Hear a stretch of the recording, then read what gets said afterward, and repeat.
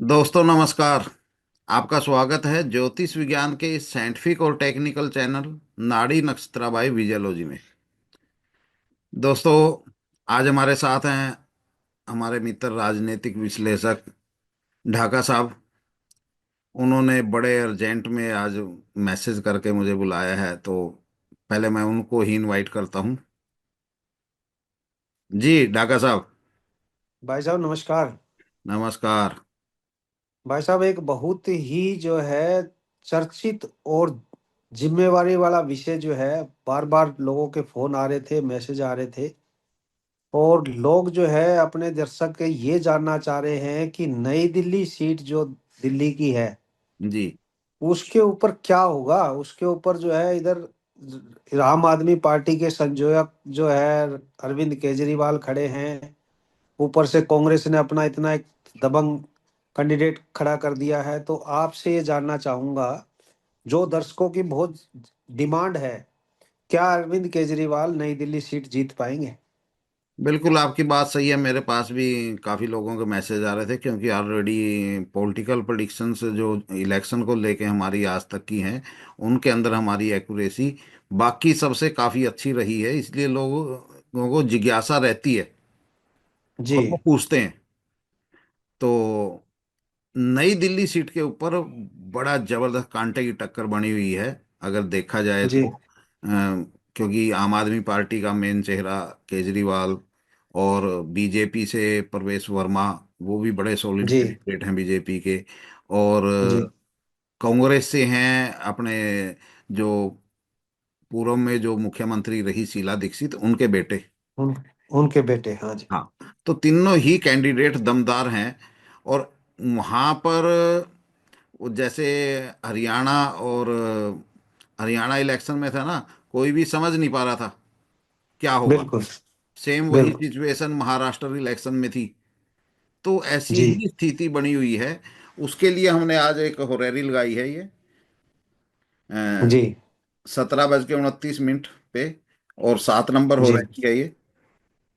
जी। अगर इसमें देखें तो शनि की महादशा इस टाइम शो हुई है, और जी। शनि के अंदर जुपिटर, और जुपिटर जी। में वीनस चला हुआ है। जी। जी। वीनस के अंदर फिलहाल चला हुआ है सन, जो जी। चलेगा 13 जनवरी तक। जी।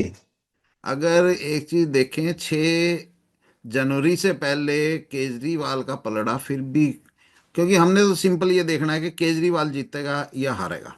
बाकी सवाल मैं, यही है हाँ, दर्शकों का बिल्कुल कि क्या केजरीवाल नई दिल्ली सीट पे जीत पाएंगे, यही जीत सवाल पाएंगे, है। बिल्कुल।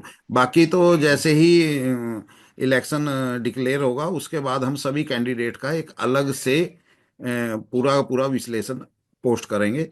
तो आज केजरीवाल जी। का अगर हम देखें, 6 जनवरी से पहले फिर भी थोड़ा हा पलड़ा भारी था। लेकिन उसके बाद जी। जैसे ही 6 जनवरी के बाद सन की अंतर्दशा शुरू हुई, यहाँ पर 11-12 यानी डामाडोल हुआ है मामला थोड़ा। हो सकता जी। है फिर आगे देखें, 13 जनवरी से 26 जनवरी तक दोबारा से ये एक बार फिर उभरेंगे, यानी टक्कर जी। देने के लिए।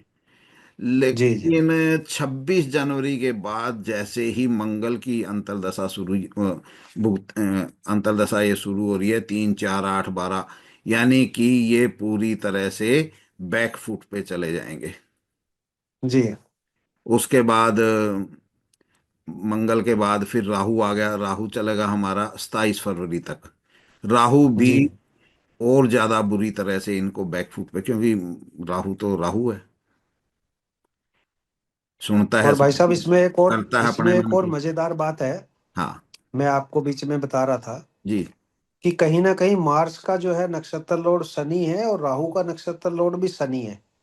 तो ये अच्छा। वेस्ट डायरेक्शन को रिप्रेजेंट कर रहा है कि कहीं ना कहीं जो वेस्ट का कैंडिडेट है हम्म। वो इसके ऊपर भारी पड़ेगा। प्रवेश वर्मा बाहरी दिल्ली वेस्ट साइड से ही आते हैं। हाँ, वेस्ट साइड से है, बिल्कुल। क्या बात है, आपने तो वास्तु को भी बीच में लपेट दिया इस बार। नहीं नहीं, बात लपेटने की नहीं भाई साहब, बात तो नहीं आपकी में ही चल रही है। नहीं नहीं, बात हैं? सही है, सही बात है। देखिए, जी। जिसके पास जो हुनर है वो लगाना चाहिए साथ में।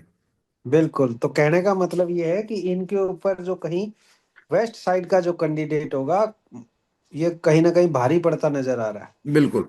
तो अब इसको हम एक बार रोटेट करके देख लेते हैं, क्या पता सामने वाले के ग्रह गोचर इनसे भी ज्यादा बुरे हों। अगर हम इस होरैरी को रोटेट करते हैं तो सेम टाइम पीरियड में वीनस में ये चीज आ गई। मून चला वही चीज 26 जनवरी तक। उधर जी का पलड़ा भारी था, यहाँ इनका पलड़ा हल्का है। जी लेकिन जैसे ही मंगल 26 जनवरी से मंगल शुरू हुआ, जी अब इनके एंटी पार्टी जो भी है, देखिए अभी हम ये नहीं देख रहे कि बीजेपी जीतेगी या कांग्रेस जीतेगी इनके अगेंस्ट। लेकिन जी जो भी होगा, मंगल का टाइम पीरियड इनका जो प्रतिद्वंदी था वो इनके ऊपर हैवी हो जाएगा। और मंगल शुरू हो रहा है बिल्कुल हमारा 26 जनवरी से। उसके बाद बिल्कुल। फिर राहु फिर इनके ऊपर बहुत बुरी तरह से भारी रहेगा। हम्म। उनके ऊपर भारी था, लेकिन जो इनके विपरीत विपक्ष में खड़ा होगा, जो भी खड़ा होगा, वो हैवी रहेगा इनके ऊपर। तो सिचुएशन बिल्कुल क्लियर कट नजर आ रही है कि अगर ये इलेक्शन 27 फरवरी से, 27 फरवरी क्या, उसके बाद जुपिटर भी सेम है। यानी कि मतलब ये है कि केजरीवाल इस सीट से नहीं जीत रहे। बिल्कुल। और ये 27 फरवरी तक इलेक्शन होके रिजल्ट भी आ जाएंगे, ऐसा अनुमान है। हाँ, और दूसरा क्या है कि 26 जनवरी तक पलड़ा जरूर भारी लगेगा। जी। देखिए कुछ ना कुछ ऐसी क्योंकि ड्रामेबाज तो पार्टी है ही, अगर हम देखें। देखो, मैं तो राजनीतिक विश्लेषक होने के नाते मैं तो ये बात बोल नहीं सकता, लेकिन ठीक है, राजनीति में सब कुछ चलता है, अपनी तरफ से कोई पैतरेबाजी को बिल्कुल लगाता बिल्कुल। हाँ, इनकी है ना। पैंतरेबाजी चलेंगी 26 जनवरी तक।